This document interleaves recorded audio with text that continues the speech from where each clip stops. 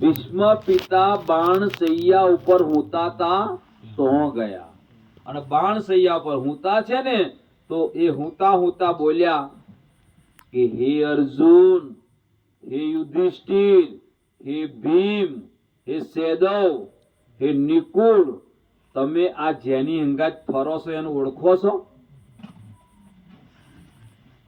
કેમ ઓળખવાની વાત કરી? કે કૃષ્ણ અને પાંડવો મોમાં ફોઈના થતા હતા.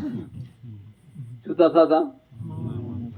એટલે ભીષ્મ પિતા કહેવા લાગ્યા કે યુધિષ્ઠિર, હે અર્જુન, તું એમ ના માનીશ કે મારા મામાનો છોકરો છે એમ. કુંતા ફોઈ કરતા કે નતા કરતા? તો કુંતા ફોઈના છોકરા હોય તો ફોઈના છોકરા થયા, તો પેલા મામાના છોકરા થાય કે ના થાય? એટલે તું એમ ના માનીશ કે તારા મામાનો છોકરો છે. આ કૃષ્ણને એક વખત ઓળખીને પ્રણામ કરે તો 10 અશ્વમેઘ યજ્ઞ જેટલું ફળ મળે. હવે ખબર પડી કે આનો શ્લોક છે, અને કોણે કીધો, કેમ કીધો, આપણે જાણતા જ નથી, અને આપણે બધું રમે. એટલે કીધું શ્રી મહામતી કહે સુનો સાથ, બાની ખોલ દેખો પ્રાણ. વાણી ખોલો તો તમને પ્રાણનાથની ઓળખાણ થાય, વાણી ના ખોલો તો પ્રાણનાથની ઓળખાણ થતી. આવો થોડાક આગળ વધીએ. હવે એ જે નામ પર ગયા એને જોડવું પડશે કે નહીં જોડવું પડે? આ જગતની અંદર જન્મ દરેકને લેવો પડે. બ્રહ્મા વિષ્ણુ મહેશ છે ને, એમનો પણ જન્મ થયેલો છે. કોઈ બતાવ્યું નથી આજ સુધી. તમને બતાવો. ક્ષીર સાગર ની અંદર શેષશાહી નારાયણ હોતા છે. ચરણમાં કમલા બેઠી કે નથી બેઠી? એટલે નાભીમાંથી કમળ નીકળ્યું પ્રગટ થઈ જાય. બધી વાત છોડી દેવાની. આ તો અલંકારિકમાં બધું બતાવવું પડે. એટલે એ પ્રમાણે બ્રહ્મા વિષ્ણુ મહેશને પણ આ જગતમાં આવવું પડ્યું, શરીર ધારણ કરવું. અને એ વિષ્ણુ ભગવાનના અવતારો થયા. ભાઈ અવતારો કોના થયા? બ્રહ્માજીના. અવતારો કોના થયા? શંકરના અવતાર થયા. વિષ્ણુના. તો વૈકુંઠમાં કોણ છે? વિષ્ણુ ભગવાન. એ વિષ્ણુ ભગવાનને જો આ જગતમાં આવવું હોય તો એમને પણ જન્મ લેવો પડે. અને એ જન્મ લે છે, જે જન્મે છે અને મરે છે એને પરમાત્મા કેવડાવવાનો અધિકાર નથી. જે જન્મે છે ને મરે છે ને પ્રાણનાથ કેવડાવવાનો અધિકાર, કારણ કે પ્રાણનાથ જન્મતાય નથી અને પ્રાણનાથ મરતાય નથી. જે જન્મે છે અને મરે છે એ પ્રાણનાથ. પણ તેમ છતાં આપણે દર વર્ષે તીચોથના આપવા કરવાના જ. પ્રાણનાથજીને જન્માવાના ખરા, અને પછી પ્રાણનાથજીનું પાછું ધામગમન એ કરી દેવાનું. પછી ધામગમન તો ઉપવાસ કર્યા કે ના કર્યા, અને 14 ને દાડ જન્માવાના, 30 ને દાડ ધામગમન કરાવી દેવાનું.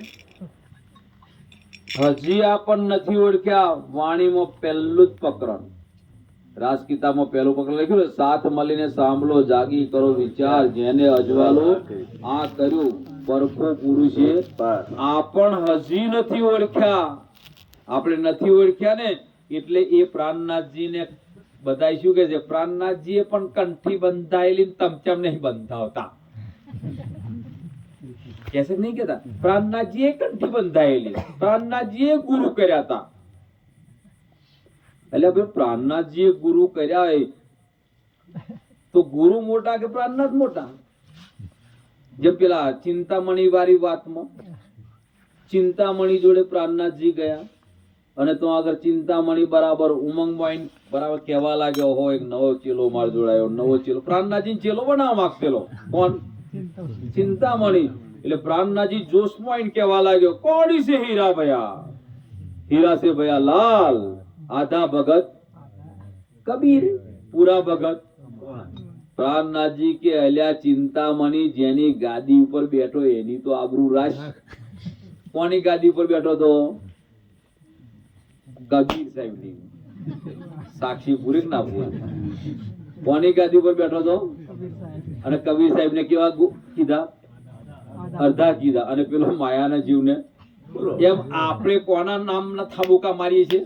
प्राणनाथ परमारथी सब जग कयो प्रकाश जिनके चरण प्रताप से पाओ सुंदर साथ प्रसाद प्राणनाथजीના નામનો પ્રસાદ મળે છે પ્રાણનાથજીના નામથી આપણે કૂદી રહ્યા છે એ પ્રાણનાથજીને આપણે દેવચંદ્રજીના ચેલો બનાવીએ બરાબર એટલે જે આપણને થયું કે થયું ને હવે હજુ આ તો દેવચંદ્રજી નહીં પહોંચવું હતું અહીંયા જ રહેવાનું છે હવે વિચારો એ પ્રાણનાથજી પહેલવેલા આયા ક્યાં આગળ આયા ગોકુળની ધરતી ઉપર આયા મથુરાની ધરતી ઉપર નહીં આયા બાળકનો જન્મ ક્યાં થયો હતો ગોકુળમાં થયો કે મથુરામાં બાળકનો જન્મ ક્યાં થયો હતો મથુરાની જેલમાં જન્મ થયો કે નતો થયો મથુરાની જેલમાં જન્મ થયો તો રાજજી મથુરામાં આયા ગોકુળમાં આયા હતા और રાજજી આયા છે તો એ કોઈના કોઈ તનમાં પ્રવેશ કરે કે ના કરે જન્મતા તો નથી અને આખી દુનિયા કે છે પ્રણામીઓ કે છે નિજાનંદી કે છે શું કે છે આત્મ અક્ષર જોશ ધની ધામ નંદ ઘર કિયો પ્રવેશ જઈને એવું કીધું તો બુદ્ધિ મરી જાય બધી જઈને એવું કીધું નહીં આત્મ અક્ષર જોશ ધની ધામ કે લે ધની નો આવે નંદ ઘેર કિયો પ્રવેશ નંદના ઘેર પ્રવેશ કર્યો જન્મ્યા નથી જન્મ્યું કોણ જન્મ્યું કોણ એની માટે પણ છે ચોપાઈ એક અવતાર મૂળ શ્રી કૃષ્ણનો મથુરા પ્રગટ્યો જેહ વસુદેવ કો વાયક દે તરત વલિયો આ અવતારોના પ્રકરણમાં લખેલું છે પ્રકાશ હિન્દુસ્તાની ગુજરાતી બંને લખ્યું અવતારોના પ્રકરણમાં છે તો એ પ્રમાણે પૂરણબ્રહ્મ પરમાત્મા આઈને પ્રવેશ કર્યો કે ના કર્યો કોની અંદર પ્રવેશ કર્યો બાળકના તનમાં હવે બાળકના તનમાં પ્રવેશ કર્યો બીજા દિવસે 14 લોકના માલિક દર્શન કરવા આયા કે ના આયા તો શું શરીરના દર્શન કરવા આયા હતા તો 14 લોકના માલિકનું શરીર કેવડું મોટું અને અહીં કેવડું શરીર બીજા દિવસનું છે ને એટલે 2 દિવસનું બાળક છે તો 2 દિવસના શરીરના દર્શન કરવા આયા હતા 14 લોકના માલિક શંકર ભગવાન શરીરના દર્શન કરવા નતાયા વિષ્ણુ ભગવાનના દર્શન કરવા પણ નતાયા જીવ કોનો છે વિષ્ણુ ભગવાનનો પણ વિષ્ણુ ભગવાનના પણ દર્શન કરવા આયા નહોતા જો વિષ્ણુ ભગવાનના દર્શન કરવા આવવાનું હોત તો રામ અવતારમાં કેમ ના આયા પરશુરામ અવતારમાં કેમ ના આયા મત્સ્ય અવતારમાં કેમ ના આયા અને અત્યારે કેમ આયા એટલે વિષ્ણુ ભગવાનના પણ દર્શન કરવા આયા નથી કોના દર્શન કરવા આયા છે જેનું ધ્યાન ધરતા હતા એમના દર્શન તો જેમનું ધ્યાન ધરતા હતા એ શરીરની અંદર બિરાજમાન છે શરીર છે હવે નામ શરીરનું પડે કે અંદર વાળાનું શરીરનું જ પડે ને હવે કેટલા વર્ષ લીલા કરી આપણે માનીએ છીએ 11 વર્ષ અને 12 તો 53મો દિવસ હજુ નહીં ઉગ્યો તો 53મો દિવસ હજુ નહીં ઉગ્યો તો મથુરામાં જઈ કંસને કોને માર્યો મથુરામાં જઈને કંસને કોને માર્યો જો 53મા દિવસ ના ઉગ્યો હતો મથુરામ ગયા કે ના ગયા કોણ ગયા મથુરામ કૃષ્ણજી ગયા તો કેમ એ કૃષ્ણજી નથી માનતા અને આ કૃષ્ણજીને માનો છો આ કૃષ્ણજીને એટલા માટે માનતા હતા કે કૃષ્ણજીની અંદર અક્ષરાતીત બિરાજમાન હતા અક્ષરાતીત નીકળી ગયા એટલે આપણે એમને માનતા નથી જેમ અટલ બિહારી વાજપેયી હતા પણ એ જ્યારે વડાપ્રધાનમાંથી નિષ્ક્રિય થઈ ગયા જીવ્યા તો ખરા પણ એની જોડે કઈ સહી કરાવવા ગયું મનમોહન સિંહ પણ હમણાં મરી ગયા ને કંઈક. પણ કહેવાનો મતલબ નરેન્દ્ર મોદીના સમયમાં હતા કે નહીં, એમની જોડે કઈ સહી કરાવવા ગયું? કેમ ના ગયા? એમની જોડે સત્તા નથી એટલા માટે. એવી રીતના 11 વર્ષ ને 52 દિવસ વાળાને કેમ માનતા હતા આપણે? કેમ માનીએ છીએ?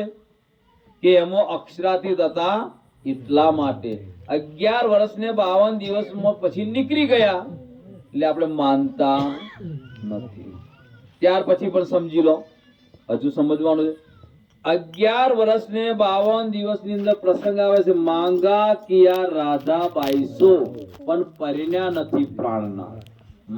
માંગા કરવા એટલે મંગણી કરી, સગાઈ કરી, પણ પરિણ્યા નથી. કેમ પરિણ્યા નથી? આજે વિચાર કરો કે કૃષ્ણજીએ રૂક્ષ્મણી સાથે લગ્ન કર્યા કે રાધા સાથે? તો કોઈ પણ આખા વિશ્વમાં રૂક્ષ્મણી કૃષ્ણ, રૂક્ષ્મણી કૃષ્ણ, રૂક્ષ્મણી કૃષ્ણ એવો જાપ કર્યા? કેમ કેમ એવો જાપ નહીં કરતો કોઈ? જેની અંદર લગ્ન કર્યું એનો જાપ જ નહીં કરતો કોઈ. રાધાએ લગ્ન જ નહીં કર્યો, પરિણ્યા નથી પ્રાણનાથ, તો એની સાથે એમ કે ભાઈ રાધે કૃષ્ણ, રાધે કૃષ્ણ, રાધે કૃષ્ણ કે છે. આ રાધે કૃષ્ણ કે છે ને એનું પણ બતાવ્યું છે ત્યાં આગળ. જ્યારે રૂક્ષ્મણીનું હરણ કર્યું અને માધવપુરમાં લગ્ન કરતા હતા ને, તે વખતે બતાવવા માટે કે હું કોનું ધ્યાન ધરું છું, હું કોનું ધ્યાન ધરું છું એ કહેવાના વિષ્ણુ ભગવાન છે કે નહીં. કોનું ધ્યાન ધરતા હતા? ગૌલોકનું. એટલે ગૌલોકી જે તત્વ છે ને એનું નામ કૃષ્ણ તત્વ છે. પરમધામમાં કૃષ્ણ છે નહીં અને કૃષ્ણ તત્વ નથી. કાલમાયાના બ્રહ્માંડમાં પણ કૃષ્ણ નથી અને કૃષ્ણ તત્વ નથી. કોઈ કે કાલમાયાના બ્રહ્માંડમાં કૃષ્ણ નથી એવું કહે છે તો હું નહીં કહેતો, દુનિયા કે છે. એક ભગતે ભજન બનાવેલું, હરિ તારા નામ છે હજાર, કયા નામ લખવી કંકોતરી, રોજ રોજ બદલે મુકામ, કયા ગામ લખવી. મુકામ એટલે ગામ થયું, તન બદલે છે એટલે નામ થયું. કયા નામે લખવી? કેમ? કોઈ તને રામ કહે, કોઈ સીતારામ કહે, કોઈ કહે નંદનો કિશોર. એટલે પેલા રામમાં હતા એ કૃષ્ણમાં આયા, સીધી વાત થઈ ગઈ. પેલા હતા અયોધ્યામાં, આવી ગયા મથુરામાં, ગોકુળમાં આયા, દ્વારકામાં ગતા રહ્યા. મુકામ બદલ્યું કે ના બદલ્યું? તો કયા નામે લખવા વાળા કઈ ખોટું લખ્યું છે? સમજી વિચારવું, પણ આપણે સમજી વિચારીને ગાવું પડે ને. એ પ્રમાણે કૃષ્ણની અંદર પ્રાણનાથજી હતા. કેટલા વર્ષ રહ્યા? 11 વર્ષ. અને ત્યાર પછી ક્યાં ગયા? રાસમાં ગયા. રાસમાં અખંડ રાસ રમ્યા અને ત્યાર પછી ક્યાં ગયા? પરમ ધામ ગયા. અને પરમ ધામમાં જ ગયા પછી ફરી વખત છે આ જગતમાં આવવાનું થયું ને, એટલે પહેલ વહેલા અરબની ધરતી ઉપર આયા. શું બન્યા? મહમ્મદ બન્યા. હવે પ્રાણનાથજીના નામથી ધૃણા થતી હોય, શ્રીજી સાહેબજીના નામથી ધૃણા થતી હોય, તો મહમ્મદના નામથી આટલો બધો કેમ લાડ ને પ્યાર આવી જાય ઓળખ્યા વગર? કેમ હું એમ કહું છું કે આજ દિન સુધી આ પારણ થયા છે. હું કહું છું કે જામનગર થયા હોય, સુરતમાં કર્યા હોય, પન્નાજીમાં થયા હોય, ગામડે ગામડે પારણ થયા હોય, પણ પૂર્ણાહુતિની અંદર કઈ ચોપાઈની અંદર નારિયેળ વધેરાય?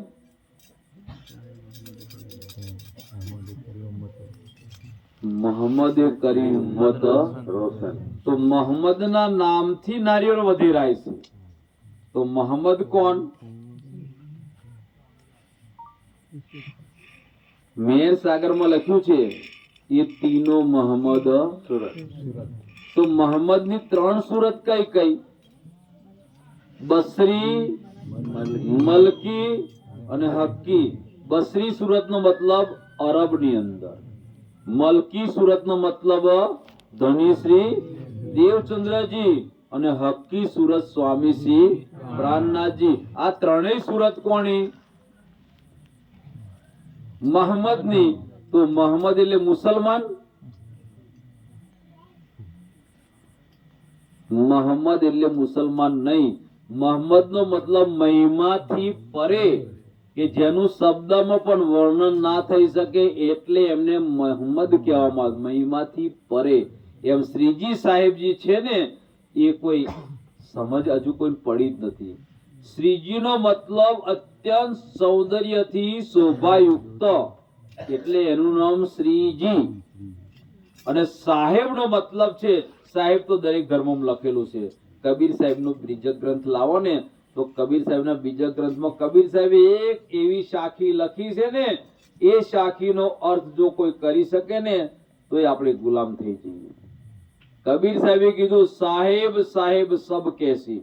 બીજક ગ્રંથ હોય તો લાવો, ખોલીને બતાવું. સાહેબ સાહેબ સબ કેસી, મોહી અંદેશા और जो साहेब को परचो नहीं तो बैठोगे कहीं ठोर. એટલે કીધું વતન વિસારી આરે. આપણે વતનને વિસારી દીધું. કેમ વતનને વિસારી દીધું? કે આપણે વતનમાં છે એનું નામ જ નહીં લેતા. જે વતનમાં છે એનું નામ લેતા જ નહીં, તો વિસાર્યા કે ના વિસાર્યા? વતનની અંદર કોણ છે? પ્રાણ. પ્રાણનાથ શરીરનું નામ નથી. રાજ પણ શરીરનું નામ નથી. સાહેબ પણ શરીરનું નામ નથી. રાજ કેમ કહેવામાં આવે છે? કે આજે પેલા રજવાડા ચાલતા, રજવાડા ચાલતા તો રાજાનો કુંવર હોય એને શું કહેવાય? રાજકુંવર. અને રાજકુંવર હોય પણ એનું નામ હોય. આપણે ઘેરે કુંવર હોય, બધા બાળકો ફરવા માટે ગયા અને બધા બાળકો રમતા હોય, એની અંદર રાજકુમારને બોલાવો હોય, રાજાના છોકરાને બોલાવો હોય તો શું કહ્યું? રાજકુમાર આવો આ બાજુ. એક ના કે રાજકુમાર છે એટલે કહેવાનો મતલબ આ ગામની અંદર બધા બાળકોનો ઉપરી કહેવાય, એટલે સર્વે સર્વા કહેવાય. એમ રાજ શબ્દ છે એ પૂર્ણ બ્રહ્મ પરમાત્મા અક્ષરાતીત માટે વપરાયો. રાજાઓનો પણ રાજા છે એટલે રાજ છે. શ્યામ કેમ કહેવાયા? શ્યામ એટલે કાળા નહીં હો. શ્યામ એટલે કાળા, શ્યામા એટલે કાળી. શ્યામ શ્યામ શ્યામા શ્યામ શ્યામા શ્યામ શ્યામા શ્યામ શ્યામા કરતા હોય તો કાળા કાળી કાળા કાળી કાળા કાળી એ થાય. શ્યામનો અર્થ કાળા નહીં, શ્યામનો અર્થ શુદ્ધ કહેવાય. અને શ્યામ ક્યારે કહેવાય? શ્યામ વર્ણ. હવે સમજ પડી? શ્યામ વર્ણ એટલે કંચન વર્ણ. સોનું હોય, સોનાને તમે 17.5 વખત તપાવો એટલે ગાળો, અને 17.5 વખત ગાળો, 17 વખત ગાળો ને એટલે કચરું નીકળી જાય, એટલે શુદ્ધ બને કે ના બને? એટલે કયું બન્યું? શ્યામ વર્ણ બન્યું, શુદ્ધ, જેમાં જરીકે ભેળસેળ રહેતો નથી. એટલે શ્યામ એટલે શુદ્ધ કહેવાય. કે અને આપણે બોલીએ સ્વરૂપ સુંદર સંકુલ સકવલ વિદેખ નૈના ખોલ નૂર જમાલ. તો સ્વરૂપ સુંદર સંકુલ બોલીએ છીએ. એટલે શ્યામ એટલે